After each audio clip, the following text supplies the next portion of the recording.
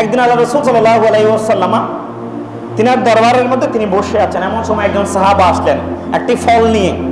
বলেন, ইয়া রাসূলুল্লাহ, আমি আপনার জন্য একটি ফল হাদিয়া এনেছি, আপনার জন্য একটি ফল আমি হাদিয়া হিসেবে এনেছি, আপনি এটা আমি গুনাহগারের পক্ষ থেকে আপনি গ্রহণ করুন। রাসূলুল্লাহ সাল্লাল্লাহু আলাইহি ওয়াসাল্লাম এই ফলটা গ্রহণ করলেন। তো সচরাচর রাসূলুল্লাহ সাল্লাল্লাহু আলাইহি ওয়াসাল্লামের দরবারে কেউ কোনো কিছু হাদিয়া নিয়ে আসলে, কোনো কিছু উপহার, কোনো উপহার নিয়ে আসলে এটা রাসূলুল্লাহ সাল্লাল্লাহু আলাইহি ওয়াসাল্লাম সমস্ত সাহাবায়ে কেরামদের মাঝে বন্টন করে দিতেন, যে চলো আমরা সবাই মিলে, অমুক ব্যক্তি আমার কাছে হাদিয়া এনেছে, চলো আমরা সবাই মিলে এটা খাই, আমরা সবাই মিলে এটাকে আহার করি। এমনটা আল্লাহ রাসূল সবসময় করতেন। কিন্তু এই দিন রাসূলুল্লাহ সাল্লাল্লাহু আলাইহি ওয়াসাল্লাম ফলটা নিয়ে নিজে আহার করলেন, কোনো সাহাবায়ে কেরামকে দিচ্ছেন না, কোনো সাহাবায়ে কেরামকে দিচ্ছেন না। এখন সাহাবায়ে কেরামকে যখন দিচ্ছেন না, তখন সাহাবায়ে কেরামরা আল্লাহ রাসূলকে একটু পরে জিজ্ঞেস করলেন, ওই ব্যক্তি ফলটা দিয়ে একটু পরে চলে গেলেন, ওই সাহাবা ফল দেওয়ার পরে তিনি চলে গেলেন। তো অন্যান্য সাহাবায়ে কেরামরা জিজ্ঞেস করলেন, ইয়া রাসূলুল্লাহ, আপনি তো কোনো খাবার আমাদেরকে ফেলে কখনো খাননি, আজকে এই আপনার এই উম্মত, আপনার জন্য এই ব্যক্তি আপনাকে ফল উপহার দিয়েছে, আপনি আমাদেরকে ফেলে এই ফলটা গ্রহণ করেছেন, তার কারণটা কি আমরা জানতে পারি ইয়া রাসূলুল্লাহ? নবীজি বললেন, হে আমার সাহাবারা, শুনো, আমার এই সাহাবাটা আমাকে অত্যন্ত মুহাব্বত করে এই ফলটা হাদিয়া দিয়েছে, সে তো জানে না এই ফলটা কেমন।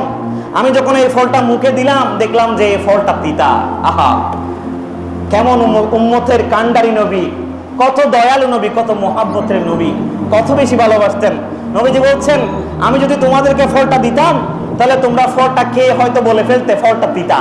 তাহলে আমার সাহাবার, ওই যে সাহাবাটা আমাকে হাদিয়া দিয়েছে, তার অন্তরের মধ্যে কষ্ট আসতো, তার অন্তরটা ছোট হতো, যে আমি একটা ফল হাদিয়া দিয়েছি, ফলটা তিতা পড়েছে, ফলটা তিতা হয়েছে, এজন্য আমি তোমাদেরকে দেইনি।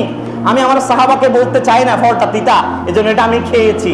আমার সাহাবার অন্তরে যাতে কষ্ট না আসে, আমার ওই সাহাবার অন্তর যাতে ছোট না হয়, এজন্য আমি তোমাদের কাউকে এই তিতা ফলটা খেতে দেই নাই। সুবহানাল্লাহি ওয়া বিহামদিহি, কত বেশি মহব্বত করতেন। আহা, কিভাবে বুঝাই? হাদিয়া দেওয়াটা সুন্নাত।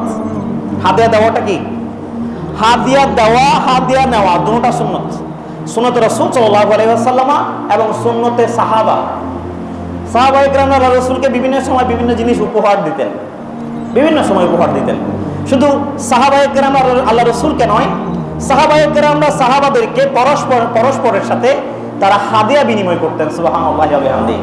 তিরমিজি শরীফের হাদিস, আল্লাহ রাসূল সাল্লাল্লাহু আলাইহি ওয়াসাল্লাম ইরশাদ করছেন যে, হে আমার সাহাবারা, তোমরা পরস্পরের মধ্যে হাদিয়ার প্রচলন করো, পরস্পরের মধ্যে হাদিয়া দাও, এতে করে তোমাদের অন্তরের মহব্বত বৃদ্ধি পাবে। সুবহানাল্লাহ।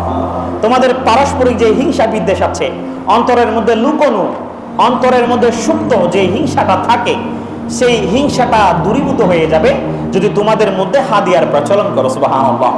সেই হাদিয়াটা আপনি যে কাউকে দিতে পারেন, এটা অন্য সময় আপনি দিতে পারেন, তবে এই রমজানে কেন আমি তাগিদ দিচ্ছি, কারণ এই রমজানের দাওয়াটা অন্য মাসের চাইতে অত্যাধিক ফজিলতপূর্ণ।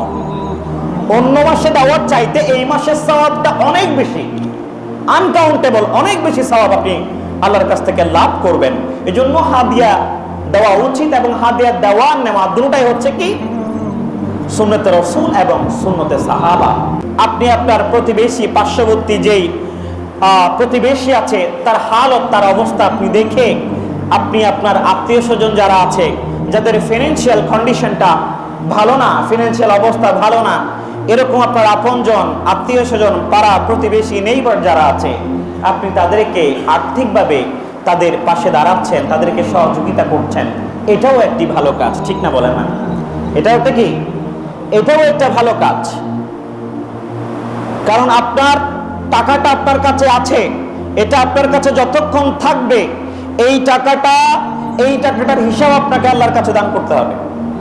কিন্তু এই টাকাটা যেই মুহূর্তে আপনি একটা ভালো উদ্দেশ্য নিয়ে, নেক নিয়ত নিয়ে আপনি যখন একজন মানুষকে দান করলেন, তখন এই টাকাটার হিসাব আপনাকে আল্লাহকে দিতে হবে না, বরঞ্চ এই টাকাটা আপনার জন্য কাল কিয়ামতের মাঠে সাক্ষ্য দেওয়ার জন্য দাঁড়িয়ে যাবে। সুবহানাল্লাহ।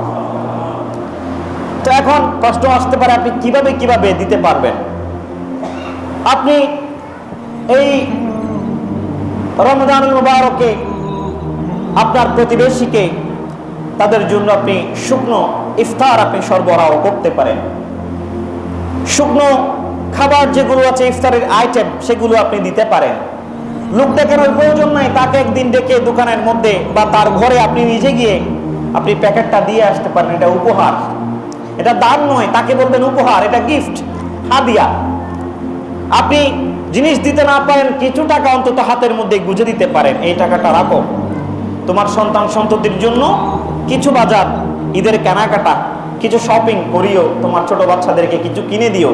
হয়তো পুরোপুরি দিতে পারিনি, অল্প কিছু হাদিয়া আমি তোমাকে এটা মহব্বত করে দিলাম। হাদিয়া দেওয়াটা সুন্নাত।